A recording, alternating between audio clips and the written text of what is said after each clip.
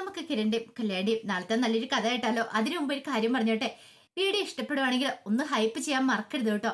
അങ്ങനെ നാളത്തെ കഥ നമ്മൾ കാണുന്ന ഒടുവില് കിരൺ തന്റെ മനസ്സിലുള്ള സന്ദേഹങ്ങളും കാര്യങ്ങളും കല്യാണിയോട് പറയാണ്. ശരിക്കും പറഞ്ഞാല് എനിക്കൊരു അബദ്ധം പറ്റിപ്പോയി. ഉം. അന്ന് അവനെ തീർത്ത സമയത്ത് പോലീസിനെ വിളിച്ച് കാര്യങ്ങളൊക്കെ പറയണായിരുന്നു.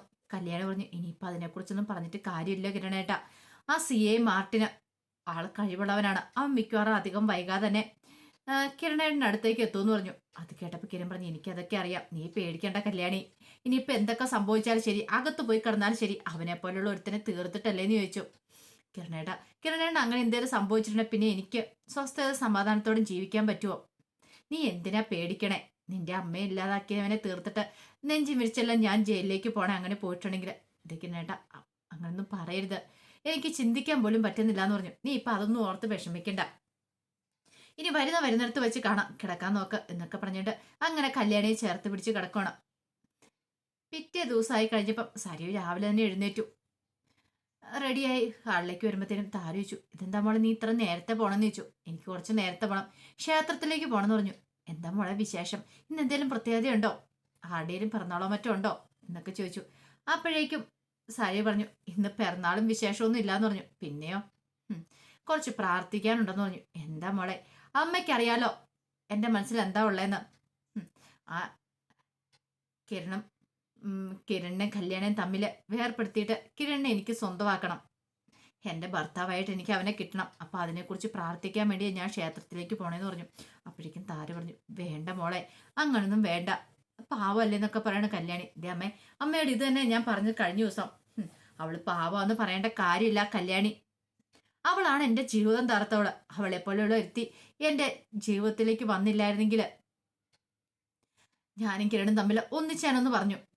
അവളന്ന് ആ കമ്പനി വന്നില്ലായിരുന്നെങ്കിൽ അതൊക്കെ ഓർത്തിഞ്ഞപ്പം സരിയു ഞങ്ങൾ സഹിക്കുന്നുണ്ടായിരുന്നില്ല. പിന്നൊരു കാര്യം, ഇതിനെക്കുറിച്ച് ഒരു കാരണവശാലും കിരൺ അറിയാൻ പാടില്ല. എന്നെ കൊണ്ട് പറ്റുന്ന പണിയെല്ലാം ഞാൻ ചെയ്യും. അല്ല മോളെ, മോളുടെ അച്ഛനെ എങ്ങാനും പോയി കണ്ടായിരുന്നെന്ന് ചോദിച്ചു. ഞാനെന്തിനു പോയി കാണണം? അതിൻ്റെ ആവശ്യമൊന്നും എനിക്കില്ല എന്ന് പറഞ്ഞു. ഞാൻ കാണാനൊന്നും പോയില്ല, അയാളും കൂടെ ചേർന്ന് എൻ്റെ ജീവിതം തകർത്തത്. ആ മനോഹർ എന്ന് പറയുന്ന ദുഷ്ടനെ എൻ്റെ തലയിൽ കെട്ടിവെച്ച എൻ്റെ സ്വന്തം അച്ഛൻ തന്നെയാ. അപ്പൊ പിന്നെ ഞാൻ അങ്ങേരും ക്ഷമിക്കുവോ? അങ്ങനെയൊക്കെയാണ് സരിയു പറയണേ. താരിക്കൊരു സംശയം ഉണ്ടാവരുത്, അധികം വൈകാതെ കല്യാണിയെ അങ്ങേര് തീർക്കും. അങ്ങനെ തൻ്റെ പേരിലൊരു സംശയം ഉണ്ടാകാതിരിക്കാൻ വേണ്ടിയിട്ടാണ് സരിയു അങ്ങനെയൊക്കെ പറഞ്ഞു പിടിപ്പിക്കുന്നത്. പിന്നീട് സരിയു അങ്ങോട്ടേക്ക് പോവാണ്, ക്ഷേത്രത്തിലേക്ക്. ആ സമയം ഭയങ്കര ടെൻഷനായി പോയി താരയ്ക്ക്. ഇവളിത് എന്ത് ഭാവിച്ചാന്ന് അറിയത്തില്ല. കല്യാണി പാവമാണ്, അവളുടെ ജീവിതം തകർത്തോണ്ട് ഇവള് കിരണിനെ സ്വന്തമാക്കാൻ ശ്രമിക്കുന്നേ. ദൈവമേ, അങ്ങനെയൊന്നും ഉണ്ടാവരുത് ഭഗവാനെന്ന് താര അവിടെ നിന്ന് മനൂരി പ്രാർത്ഥിച്ചു. പിന്നീട് സരിയു ക്ഷേത്രത്തിലേക്ക് ചെല്ലുവാണ്. ക്ഷേത്രത്തിലേക്ക് എന്ന് കുറച്ച് പൂജകളും വഴിപാടുകളൊക്കെ നടത്തി. അതിനുശേഷം മനൂരി പ്രാർത്ഥിച്ചു, എത്രയും പെട്ടെന്ന് കല്യാണന്റെ കാര്യത്തിൽ തീരുമാനം ഉണ്ടാവണം. അച്ഛൻ അവളെ ഇല്ലാതാക്കാൻ പറ്റണം, എങ്കിൽ മാത്രം കിരൺ തൻ്റെ ജീവിതത്തിലേക്ക് വരുവുള്ളൂ. ദേവി, എന്ത് വെള്ളം ഞാൻ ചെയ്തോളാം. എനിക്കൊരു നല്ല ജീവിതം ഉണ്ടാവണം, എൻ്റെ മോൾക്കൊരു അച്ഛനും ഉണ്ടാവണം. അതിന് വേണ്ടിയിട്ടാ എന്ത് പ്രായശ്ചിത്തം ചെയ്യാനും ഞാൻ തയ്യാറാ എന്നൊക്കെ പറഞ്ഞ് ഇങ്ങനെ മനോഹരി പ്രാർത്ഥിച്ചിട്ടാണ് പുറത്തേക്ക് ഇറങ്ങി വരുന്നത്. എന്തോ വല്ലാത്തൊരു ആശ്വാസം തോന്നി, തൻ്റെ അച്ഛന് അത് ചെയ്യാൻ സാധിക്കും എന്നൊരു ചിന്ത. അതിനുശേഷം സരിയു രാഹുലിനെ വിളിക്കുന്നുണ്ട്. രാഹുലിനെ വിളിച്ചിട്ട് കാര്യങ്ങൾ സംസാരിക്കണം. അപ്പോഴേക്കും രാഹുൽ പറഞ്ഞു, മോള് പേടിക്കൊന്നും വേണ്ട, മോള് പറഞ്ഞിടത്ത് തന്നെ ഞാൻ കാത്തു വയ്ക്കുന്നുണ്ട്. അവളിന്ന് ഇങ്ങോട്ടേക്ക് വരൂല്ലോ അല്ലേ? വരുമെന്നാണ് അച്ഛൻ എൻ്റെ വിശ്വാസം. ഇന്ന് സൈറ്റിലേക്ക് വരുന്ന കാര്യം അവൾ പറഞ്ഞിട്ടുണ്ടായിരുന്നു, ഉറപ്പായിട്ടും അവൾ വരും. അവളിന് തനിച്ചാണോ ആ ഹരിയേണ്ണും കൂടെ ഉണ്ടോ എന്നുള്ള കാര്യത്തിൽ മാത്രം ഒരു ടെൻഷനുള്ളൂ. സാരില്ല, അച്ഛൻ വിഷമിക്കണ്ട, അതെന്താന്ന് വെച്ചാൽ ഞാൻ അറിയിച്ചോളാം എന്നൊക്കെ പറഞ്ഞു. പിന്നീട് സരിയു സമാധാനത്തോട് കൂടിയിട്ട് കമ്പനിയിലേക്ക് പോരുവാണ്. ഈ സമയത്ത് കിരണും കല്യാണിയും കൂടെ കമ്പനിയിലേക്ക് പോകാൻ റെഡിയായി കഴിഞ്ഞപ്പോൾ കല്യാണിയുടെ മുഖത്തെ സങ്കടം കണ്ടിപ്പോൾ കിരൺ ചോദിച്ചു, എന്താ കല്യാണി, നീ എന്താ ആലോചിക്കണമെന്ന് ചോദിച്ചു. ഒന്നുമില്ല എന്ന് പറഞ്ഞു. എങ്കിൽ പിന്നെ ടെൻഷൻ അടിക്കേണ്ട കാര്യമൊന്നുമില്ല.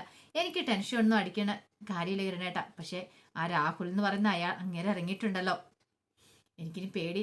അങ്ങനെ ഇനിയിപ്പോൾ കിരണേട്ടൻ എന്തെങ്കിലും ചെയ്യാൻ പുറപ്പെടുമെന്നാ. സ്വഭാവമായിട്ട് പറയാൻ പറ്റില്ല, ഇതിനു മുമ്പ് അച്ഛനും അമ്മേനൊക്കെ ഇല്ലാതാക്കാൻ ശ്രമിച്ചല്ലേ, അതൊരു ഭയമാണെന്ന് പറഞ്ഞു. അപ്പോഴേക്കും കിരൺ പറഞ്ഞു, ബെഹാസുവിനെ നമ്മൾ ഭയക്കേണ്ട കാര്യമില്ല. അയാൾ കുറച്ച് ദിവസം കഴിയുമ്പോൾ അയാൾ തിരികെ ജയിലിലേക്ക് തന്നെ പോയിക്കോളും, പരോളിന് ഇറങ്ങിയതല്ലേ. കല്യാണി പറഞ്ഞു, അത് ശരിയാ, എനിക്ക് ഭയമൊന്നുമില്ല, എന്നെ വല്ലതും ചെയ്യുമെന്നുള്ള ഭയമൊന്നും കാര്യങ്ങളൊന്നും എനിക്കില്ല. ഇതിനേക്കാളും വലിയവനായിരുന്നല്ലോ ഗംഗാപ്രസാദ്, അവൻ തീർന്നു കിട്ടിയില്ലേ. ഇനിയിപ്പം ഇതിന്റെ കാര്യം ഓർത്തിട്ട് എനിക്ക് ടെൻഷനില്ല. പക്ഷേ എങ്കിൽ അച്ഛനും അമ്മേനെ വല്ല ഉപദ്രവിക്കുന്ന പേടിയുള്ളെന്ന് പറഞ്ഞു. കിരൺ പറഞ്ഞു, എന്താണെങ്കിലും അങ്ങനെ ഇനി അവിടെ ചെന്ന് ഒന്നും ചെയ്യാൻ പോകുന്നില്ല. കഴിഞ്ഞ ദിവസം പോയിട്ടുണ്ടായിരുന്നല്ലോ, തിളച്ച വെള്ളം ഒഴിച്ചില്ല അമ്മ മുഖത്ത്. അതുകൊണ്ട് പെട്ടെന്നൊന്നും അങ്ങോട്ടേക്ക് പോകാൻ വഴിയില്ല. പക്ഷെ കിരണേട്ട, അങ്ങേരെ സൂക്ഷിക്കണം. അങ്ങേരെ അപകടകാരിയാണ്. കാരണം മറിഞ്ഞിരുന്നിട്ട് എന്താ ഏതാ ചെയ്യുന്നതെന്ന് പറയാനും പറ്റില്ല എന്ന് പറഞ്ഞു. പിന്നെ ഇപ്പൊ സരുവിന് മാറ്റം ഉള്ളതുകൊണ്ട് സരുവിനെ കൂട്ടുപിടിച്ച് അങ്ങേർക്കൊന്നും ചെയ്യാൻ പറ്റില്ല. ശാരി ആന്റിക്കും ആണെങ്കിലും മാറ്റം ഉണ്ടല്ലോ. ശാരി ആന്റി അങ്ങേര് വീട്ടിൽ ചെന്ന് കഴിഞ്ഞപ്പോഴത്തേനും സംസാരിക്കാൻ പോലും കൂട്ടാക്കില്ലെന്ന് അമ്മ പറഞ്ഞേ. അപ്പോഴേക്കും കിരൺ പറഞ്ഞു, അതൊരു നല്ല കാര്യമായിട്ട് എനിക്ക് തോന്നേ. അവസാനം അയാൾക്കൊന്നും ചെയ്യാൻ കഴിയാതെ അയാൾ ജയിലിലേക്ക് തന്നെ മടങ്ങിപ്പോകും. കല്യാണി, നീ ധൈര്യമായിട്ടിരിക്കുക, പേടിക്കേണ്ട കാര്യമൊന്നും ഇല്ലാന്ന് പറഞ്ഞു. അങ്ങനെ കല്യാണിയെ സമാധാനിപ്പിക്കുകയാണ്. അതിനുശേഷം കിരണും കല്യാണിയും കൂടെ കമ്പനിയിലേക്ക് വരുന്നേ. അന്ന് സരയു നേരത്തെ എത്തിയിട്ടുണ്ടായിരുന്നു, ക്ഷേത്രത്തിലൊക്കെ പോയിട്ട്. അങ്ങനെ വന്നു കഴിഞ്ഞപ്പോഴത്തേനും കിരണും കല്യാണിയും കൂടെ അങ്ങോട്ട് വരുന്നേ. അവരെ കണ്ടുകഴിഞ്ഞപ്പം സരയു അങ്ങോട്ട് ചെന്നു. സരയു ഒന്ന് സംസാരിക്കണ സമയത്ത് കിരൺ പറഞ്ഞു, അല്ല നിന്റെ അച്ഛൻ ഇറങ്ങിയിട്ടുണ്ടല്ലോ, ഇനി നിന്നെ വിളിക്കോ മറ്റോ ചെയ്തോന്നൊക്കെ ചോദിച്ചു. അപ്പോഴേക്ക് സരയു പറഞ്ഞു, എന്നെ വിളിക്കാനോ? ഞാൻ വിളിച്ചാലും ഫോൺ എടുക്കത്തില്ലോ. അല്ലെങ്കിലും അങ്ങനെ ഞാൻ എൻ്റെ അച്ഛനായിട്ട് ഇപ്പൊ കൂട്ടുന്നില്ല. ഒരിക്കലും ഇനി എൻ്റെ അച്ഛനാരും പോകുന്നില്ല എന്ന് പറഞ്ഞു. അപ്പോഴേക്കും കല്യാണി പറഞ്ഞു, ഈ മാറ്റം ഇത്ര പെട്ടെന്ന് നിനക്ക് ഇത്ര മാറ്റം ഉണ്ടാകും ഞങ്ങൾ ഒരിക്കലും പ്രതീക്ഷിച്ചില്ല സരയു. സരയു പറഞ്ഞു, മാറാതിരിക്കാൻ പറ്റില്ലല്ലോ, നിങ്ങളുടെ കൂടെയല്ല ഞാൻ ചേർന്നിരിക്കുന്നേ. പിന്നെ എൻ്റെ മോളെ അതുപോലെ തന്നെ എൻ്റെ വളർത്തമ്മയൊക്കെ നന്നായിട്ട് നിങ്ങളൊക്കെ നോക്കുന്നില്ലേ, അപ്പൊ അത് തന്നെ മതി. അല്ല അതേ കാലമൊന്നും അങ്ങനെ ഒരാൾക്ക് എപ്പോഴും തെറ്റുകളൊന്നും ചെയ്തുകൊണ്ടിരിക്കാൻ പറ്റില്ലല്ലോ. കുറെ തെറ്റുകളൊക്കെ ഞാൻ ചെയ്തിട്ടുണ്ട്. പിന്നീടാണ് എനിക്ക് മനസ്സിലായത് ഞാൻ ചെയ്ത ഏറ്റവും വലിയ തെറ്റാന്ന്. കാരണം കല്യാണീനെ ഇല്ലാതാക്കാനായിട്ട് ഞാൻ എൻ്റെ അച്ഛനോടും അമ്മയോടൊപ്പം കൂട്ടുവന്നു. അതങ്ങനെയൊന്നും ഒരിക്കലും ചിന്തിക്കാൻ പോലും പാടില്ലായിരുന്നു. അപ്പോഴേക്കും കിരൺ പറഞ്ഞു, സാരമില്ല സരയു, ഇപ്പം നിന്റെ ടെൻഷനൊക്കെ മാറിയില്ലേ? എനിക്ക് നല്ല ബുദ്ധിമുട്ടുണ്ടായിരുന്നു മനോഹറിന്റെ കാര്യത്തില് നീ എടുത്ത നിലപാട്. പക്ഷെ ഞങ്ങളാണ് അവിടെ തെറ്റ് ചെയ്തത്. ഞങ്ങൾ ഒരു കാരണവശാലും മോളെ കൊണ്ട് കാണിക്കാൻ പോവല്ലായിരുന്നു. ഇനിയിപ്പോൾ അതൊന്നും ഓർത്ത് നീ വിഷമിക്കണ്ട കേട്ടോ, ധൈര്യമായിട്ടിരുന്നു. മോളെ ഇനി ഞങ്ങൾ ഒരു കാരണവശാലും മനോഹറിന്റെ അടുത്തേക്ക് കൊണ്ടുപോകാനും പോകുന്നില്ല. കുറച്ച് കഴിയുമ്പോൾ മോളെല്ലാം മറക്കും, അവന്റെ മുഖം പോലും മറന്നു പോയിക്കോളൂ എന്ന് പറഞ്ഞു. സരി പറഞ്ഞു, അതാ എനിക്കും വേണ്ടത്, അതിന് വേണ്ടിയാണ് ഞാനും കാത്തിരിക്കുന്നതെന്ന് പറഞ്ഞു. അവനെപ്പോലൊരു അച്ഛൻ എൻ്റെ മോൾക്ക് വേണ്ടാന്ന് പറഞ്ഞു. പിന്നീട് കിരൺ പറഞ്ഞു, ഇനിയിപ്പം നീ ഒരു രണ്ടാം കല്യാണത്തെക്കുറിച്ചൊക്കെ ചിന്തിക്കണം, ഞാൻ പറഞ്ഞല്ലോ എന്നൊക്കെ ഇങ്ങനെ കിരൺ പറഞ്ഞു കഴിയുമ്പോഴത്തേനും സരിയ പറഞ്ഞു, അതിനൊക്കെ സമയമുണ്ടല്ലോ കിരണേ. അങ്ങനെയൊക്കെ ഒരു ഒഴുക്കം വെട്ടി പറഞ്ഞിട്ട് സരിയ അങ്ങോട്ടേക്ക് പോവാണ്. ആ സമയം കല്യാണി കിരണിനോട് പറഞ്ഞു, കണ്ടില്ലേ സരുവിനും പോലും മാറ്റം ഉണ്ടായി, ശാരി എനിക്ക് മാറ്റം ഉണ്ടായി. പക്ഷെ മാറാത്ത ഒരാള് ബേഗാസുരനും എന്റെ സഹോദരനുമാണ് ആ വിക്രവും. കിരൺ പറഞ്ഞു, അതത്ര പെട്ടെന്നൊന്നും മാറും നീ വിചാരിക്കണ്ട, അവരുടെ സ്വഭാവം നിനക്ക് അറിയാവുന്നതാണല്ലോ. അതൊക്കെ എനിക്കറിയാൻ കിരണേട്ടാ, എന്നാലും ഒരു വിഷമമുണ്ട്. സാരമില്ല, ഇനി കിരണേട്ടൻ പുറത്തൊക്കെ പോകുമ്പോഴാണ് സൂക്ഷിക്കണം, ചിലപ്പോൾ പകയുമായിട്ടായിരിക്കും അങ്ങേര് പുറത്തേക്ക് ഇറങ്ങണമെന്ന് പറഞ്ഞു രാഹുൽ എന്ന് പറയുന്ന ദുഷ്ടൻ. പേടിക്കേണ്ട കല്യാണി, എനിക്ക് എന്റെ കാര്യത്തിൽ പേടിയില്ല, നിന്റെ കാര്യത്തിൽ ഒരു ടെൻഷൻ ഉള്ളെന്ന് പറഞ്ഞു. കല്യാണി പറഞ്ഞു, ഞാൻ പറഞ്ഞില്ലേ എനിക്ക് എന്തെങ്കിലും ആപത്ത് സംഭവിക്കുന്നു, എനിക്കല്ല കിരണേട്ടൻ എന്തെങ്കിലും ആപത്ത് സംഭവിക്കുന്നു എനിക്കൊരു പേടിയുണ്ട്. ഇനിയിപ്പോൾ ആ CI മാർട്ടിന് അന്വേഷിച്ച് വരുമെന്നൊരു ഭയം. പിന്നെ അത് മാത്രമല്ല എന്തൊക്കെയോ ഒരു പേടി തോന്നുന്നുണ്ട്. ഇതിനും ഇങ്ങനെയൊക്കെ എപ്പോഴൊക്കെ ഭയം തോന്നിയിട്ടുണ്ടോ അന്നൊക്കെ എന്തെങ്കിലുമൊക്കെ സംഭവിച്ചിട്ടുണ്ടെന്ന് പറഞ്ഞു. കിരൺ അത് കേട്ട് ഇനിയിപ്പോൾ വല്ലാത്തൊരു ടെൻഷനായി. കല്യാണി എന്ത് സ്വപ്നം കണ്ടാലും ഒരുമാതിരി എല്ലാം ഭരിക്കുന്നതാണ്. ഇനി അങ്ങനെ എന്തെങ്കിലും സംഭവിക്കുമോ, ഇനി അടുത്ത പ്രശ്നം കുടുംബത്തിലുണ്ടാവുമോ, അടുത്ത ദുരന്തം എന്താ ഏതാണെന്നും അറിയത്തില്ല. ആ ഒരു ടെൻഷനിലായിരുന്നു കിരണം. അപ്പം അതിൻ്റെ വിശേഷങ്ങളൊക്കെ നമ്മൾ കാണാൻ പോകുന്നത്.